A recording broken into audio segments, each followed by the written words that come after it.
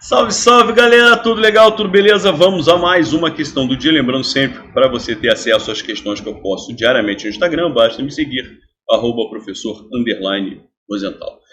Essa questão aqui é uma questão de transposição da voz passiva para a voz ativa. Lembrando, nós temos dois tipos de voz passiva. A voz passiva pode ser sintética ou analítica. Tá? A voz passiva analítica, eu vou aproveitar a página anterior, tá? Que tem mais espaço. A voz passiva analítica é aquela formada pelo verbo auxiliar ser mais verbo transitivo direto no particípio. Inclusive, é a construção que aparece aqui. Olha lá, foram é o verbo ser mais verbo transitivo direto no particípio. E nós também temos a voz passiva sintética, também chamada de voz passiva pronominal.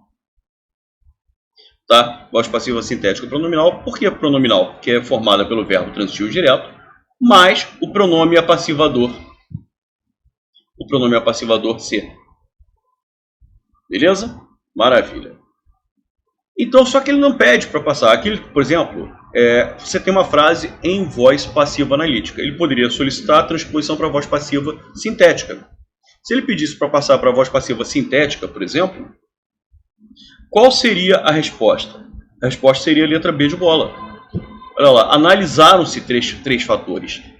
Quem analisa alguma coisa, é um verbo transitivo direto, apareceu o pronome ser, esse pronome ser é passivador, inclusive esse termo, três fatores, que exerceria a função de objeto direto, assume a função de sujeito paciente. Isso aqui é a voz passiva sintética. A letra A também está na voz passiva sintética, verbo transitivo direto com pronome ser, só que com erro de concordância, o que é pior. Porque esse termo aqui, como eu acabei de falar, ele assume a função de sujeito. E esse sujeito está no plural. O verbo analisar tinha que estar no plural. Certo? Vou pular a letra C. Eram analisados. Eu tenho o verbo ser, eram. É o verbo ser no pretérito imperfeito do indicativo. Mais o verbo analisar transitivo direto no particípio. Então isso aqui também não atende à exigência feita no enunciado. Isso aqui é a voz passiva analítica. Tá? E que é pior, com mudança, além de não atender a exigência feita no enunciado, ele ainda altera o tempo do verbo, porque foram está no pretérito perfeito.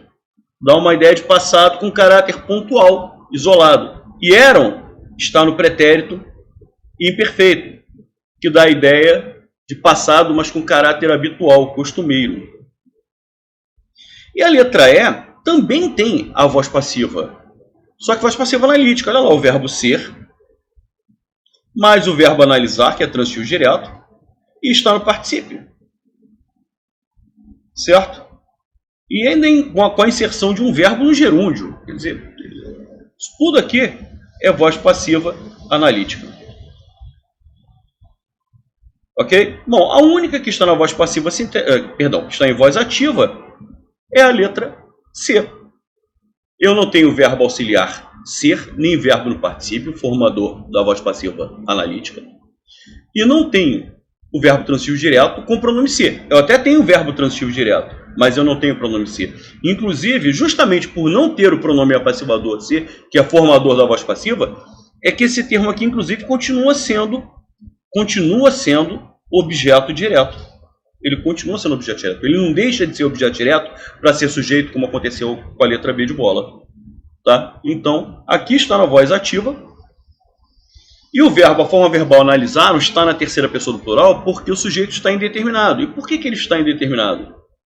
Porque na frase original, foram analisados os três fatores, não tem o agente da passiva. Foram analisados os três fatores por quem? Poderia ser por mim, por João, por Paulo, só que não aparece o por quem. Então o agente da passiva não aparece. Se aparecesse, por exemplo, por mim, três fatores foram analisados por mim, a transposição para a voz ativa seria eu analisei três fatores.